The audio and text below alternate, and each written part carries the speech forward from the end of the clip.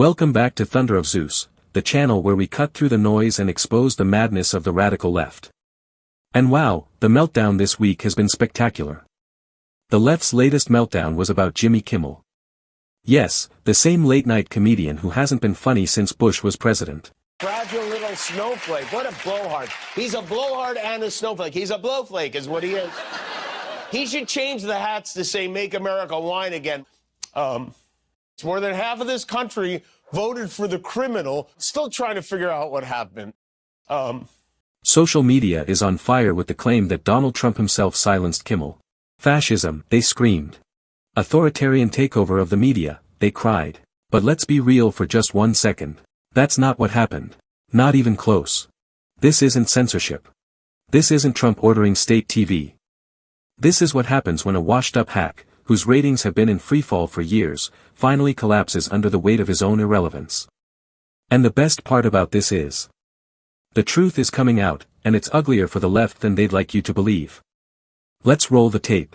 When I heard it, I was in the midst of, building a great, for 150 years they've wanted a ballroom at the White House, right? They don't have a ballroom, they have to use tents on the lawn for President Xi when he comes over. If it rains, it's a wipeout. And so I was with the architects that would design, it's going to be incredible. And they came in, they said, "Charlie Kirk is dead." I didn't know what they meant. I said, "He was dead. Charlie Kirk was shot." And they thought he was dead because it was so horrific, And I said, "Dead." And then we installed the most beautiful chandelier. Sconces you wouldn't believe. There's something wrong with them. There really is. The left is screaming, state censorship, but that's a lie. The decision to dump Kimmel didn't come straight from Trump or the White House. Sure, FCC Chair Brendan Carr stepped in, but only after a tidal wave of grassroots outrage. Millions of Americans were fed up with Kimmel's vile smear about Charlie Kirk, and they demanded accountability. That's not government overreach. That's the system working. Even CNN had to admit Carr acted within the law. Does he have legal recourse? Well, so Jimmy Kimmel, I do not believe has legal recourse. ABC, however, could have had legal recourse. And here's why I say that, okay? The First Amendment only applies to governmental actors, right? The First Amendment begins, Congress shall make no law. So Jimmy Kimmel cannot sue ABC, for example. They have the right, they can fire Jimmy Kimmel because they don't like how his suit fits, because they don't like what he said. They can fire him for just about any reason. But of course, the left spins it as abuse of power. And here's the kicker. Even if it was a flex of soft power, so what? Are we seriously going to take lectures on abuse of power from the same people who weaponized the FBI, DHS, and big tech to silence conservatives for years? Give me a break. Let's tell the truth, the media won't. Kimmel wasn't canceled because of Trump. He was canceled because his show was already dead. Local ABC affiliates were begging to dump him. Advertisers couldn't sell against him. His numbers were collapsing into CNN territory. At one point, in the key demo, he was pulling in just 129,000 viewers. That's catastrophic. That's a corpse of a show. This wasn't censorship. This was the free market saying, "We're done." Kimmel's smear against Charlie Kirk was just the final nail in the coffin. The outrage was too big to ignore, and the networks finally had the excuse they needed. And now the left has the audacity to whine about free speech. The same left that silenced conservatives on every major platform.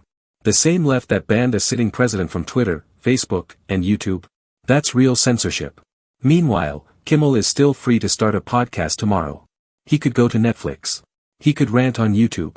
Nobody has stripped him of his voice. The difference is, no one's listening anymore. This isn't tyranny. This is the market rejecting propaganda. Now we're hearing reports that Kimmel's team is crawling back to Disney, begging to finish out his contract. But let's be real.